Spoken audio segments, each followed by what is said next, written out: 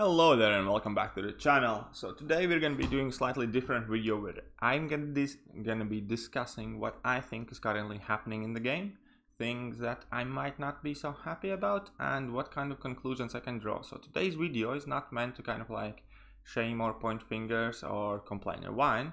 It's just I'm going to be trying to assess the situation as logically as I can without getting overly involved or worked over it.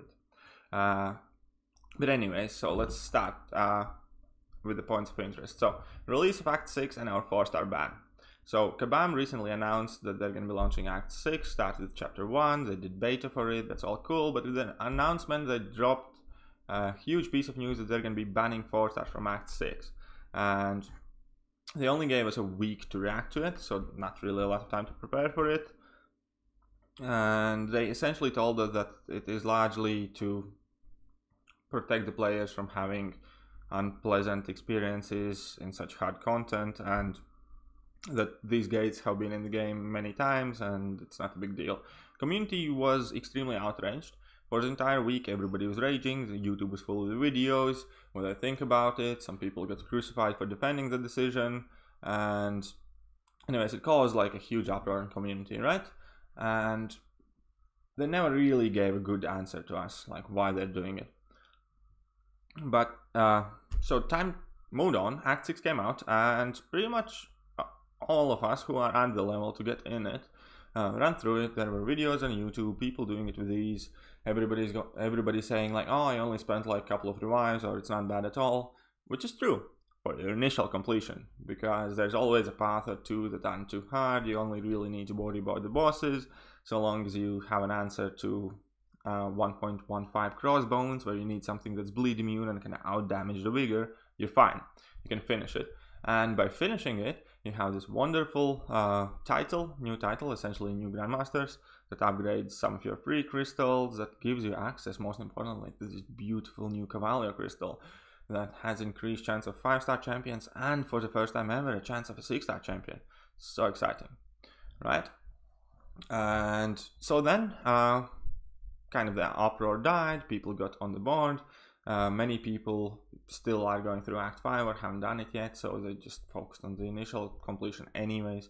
But many people carried on to explore it, and then we discovered some more and more tricky nodes, more and more specific nodes, and nodes like paths that all had shock on it, paths that had incinerate on it.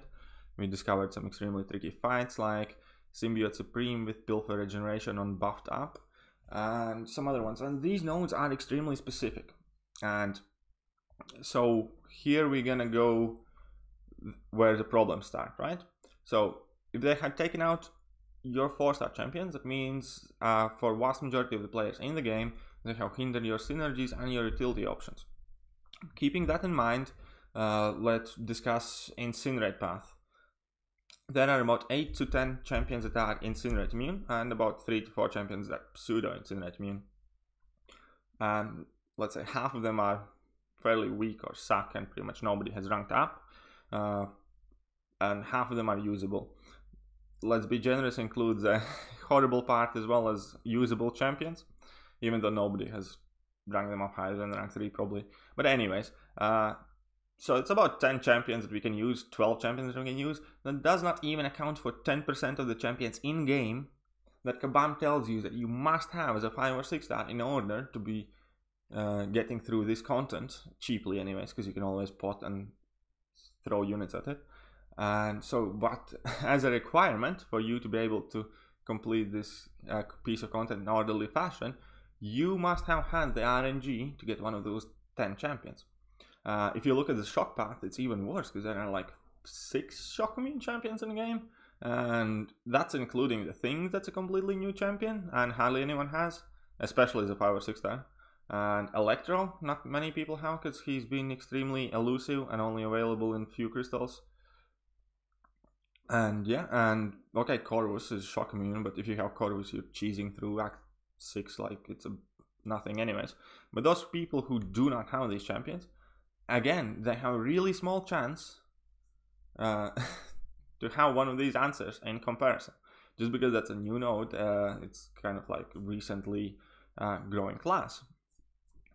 Right, let's talk about that Symbiote Supreme. I have seen done with Aegon, which is fair enough. Aegon could get through it, no problem. I have seen get it done with Ghost, not without big difficulty and some really good gameplay.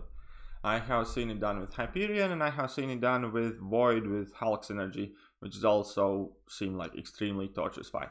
So now there are like, so far let's say we have 5 options, we probably haven't heard yet for another 5. So again, you have less than kind of like 10% of the total available champions in the game that can get through them. And this event clearly separates haves from have-nots. And Kabam has always done it in the past, and that's one thing. But where is it going right now is that this difference is growing to the point where if you're in a part of have-not, you're stuck. You can't complete it no matter how many units you throw at it. You're just going to be stuck until you get the champion Kabam tells you how. Let me explain this. In past, our most annoying, hated nodes have been Thorns, Degeneration, Starburst, Slash Tires, Caltrops, and things like that, which all essentially required us to have specific counters to them. However, if we did not have these counters, we could kind of manage to get through these nodes with enough skill or worst case potions and boost and things like that. But if, regardless whether you were in a category of have or have not, you had a chance to finish this content. Now, where the game is heading right now, with the new introduction of new nodes, like buffed up, do you bleed, and etc., that if you're in a group of have not, you can't finish the content at all. No matter how hard you try, no matter how skillful you are, no matter how hard you boost, or no matter how many units you throw at it. If you've come across the node that you do not have an appropriate counter in your roster at all, or at the very least is a 5 or 6 star in Act 6, right? You're gonna get stuck. And that is an extremely big issue in my eyes, because that's gonna halt people 100% up until they get lucky enough, because this game is still RNG based. So if you do not have the right RNG, well then, sucks to be you. That being said, I think we as a community dropped the ball when they first came up with these nodes, because when they introduced these nodes, they introduced them in map 7, which was clearly meant for endgame players. And when we looked at the nodes, we were like, okay, I have an out to that, I have an out to that, I have an out to that. Yeah, it doesn't look too bad. But we did not think about these nodes being implemented pretty much anywhere further in the content. And sure enough, next big piece of content they are dropping, here are all the map 7 nodes, which are extremely specific, right? And roster reliant. That was one of the first things I said about the map 7, that it is extremely roster reliant. If you do not have the right answer for the job you need to get done, map 7 is going to be an absolute nightmare. Node like Caustic Temper. You do not only need a poison immune champion, you also need a champion that has a fury effect. Otherwise, you're going to be dealing only 10% of your damage output. How many champions are like that in a game? If we go through all our champion list, right, we can sort it. For most of the endgame players, people generally rank only 2 of those champions, which is Medusa and Hyperion. Ghost can do that node to an extent if you're a skillful player, and let's say Labyrinth of Legends Ultron can get it done, but he's not hardly any of the best champion to bring in AQ in general. And Hulk. So that's like 5 champions that people somewhat use in endgame that can fit there. If you do not have one of these, when you see Caustic Temper, run, because it's going to be one of the worst times you have ever had in your life. And so that's a huge issue, and we dropped the ball on it because nobody's talking about the design of these new nodes.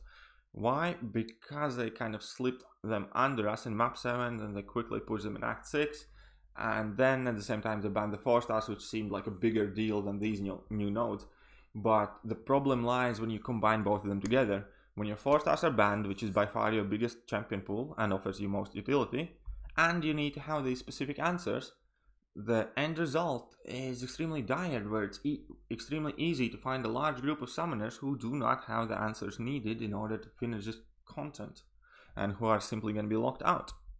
And I find that to be kind of extremely long-winded, shady, evil, nasty, evil way of building a game, and I definitely do not support it.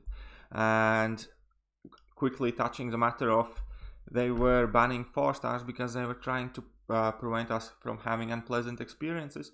So not only they have limited our options with dealing with issues more and synergies, we can directly kind of counter that point by comparing rank 3 5 stars, which are perfectly legal in Act 6, to maxed out 4 star.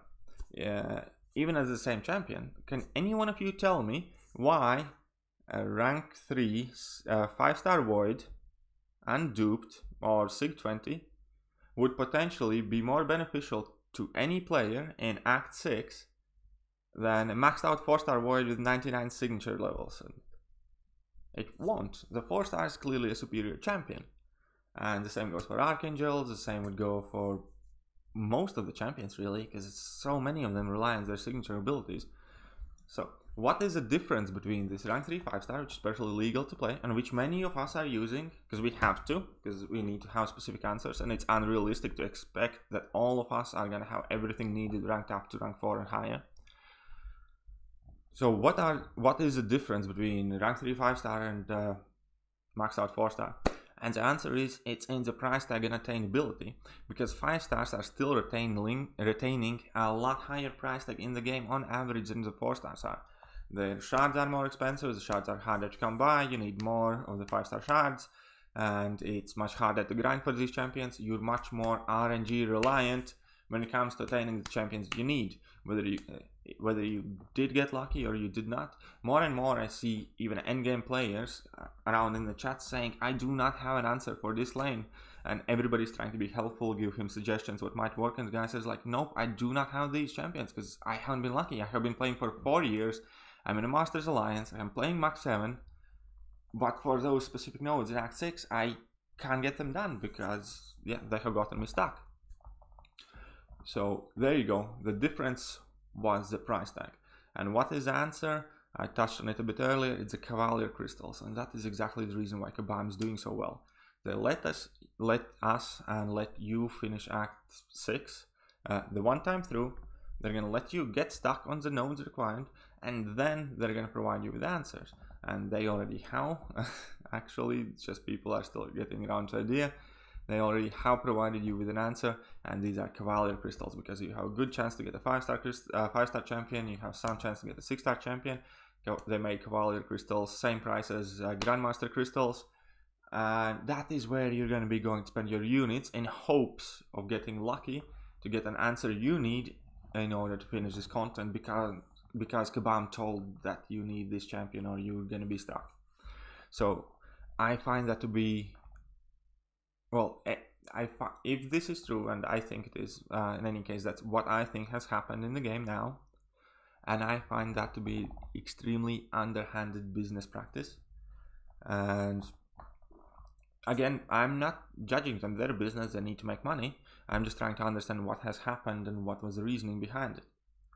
And that has clearly worked for them, because believe it or not, guys, they are the second highest grossing game in App Store.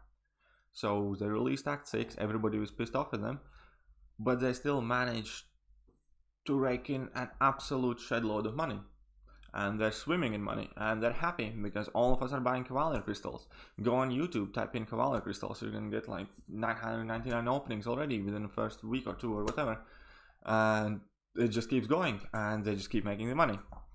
And they're happy despite how unhappy we were. Because, yeah, that's what I think that did to us, and that's what I think we're letting them to do. And I don't think that's gonna simply go away that easily. For me personally, all these new changes they're doing business-wise, also the amount of offers they are throwing at players, I'm just burnt out, man. Like, I can't possibly keep up with that kind of like suggested spending they are asking me to, or that I'm seeing around, and like these Cavalier crystals that everybody's popping and so on, and all these offers like 3 times a week. There's TFIB shards, there's the 5-star signals, take it all so long as you pay me. And at this point currently, like, I'm pretty much done. I'm still gonna keep playing it, and why? I'm gonna buy some units because I need some units in order to buy my boosts and stuff like that. but all their shiny new offers, all their cavalier crystals or whatever else they're releasing, I'm gonna take a huge step back. They're gonna have to release something that's absolutely amazing to have me spend my money on that. But that's about it for this video. That's what I am thinking what happened in the game. If you do agree with me, feel free to leave a like, share it, subscribe it. Perhaps you can use this video to start a discussion with your friends, what you think about it. If you want me to read your opinion, do not hesitate to leave a comment in comment section. But regardless, I hope you enjoyed the video, and I'm hoping to see you guys back on the channel for some more, and yeah, see you guys next time.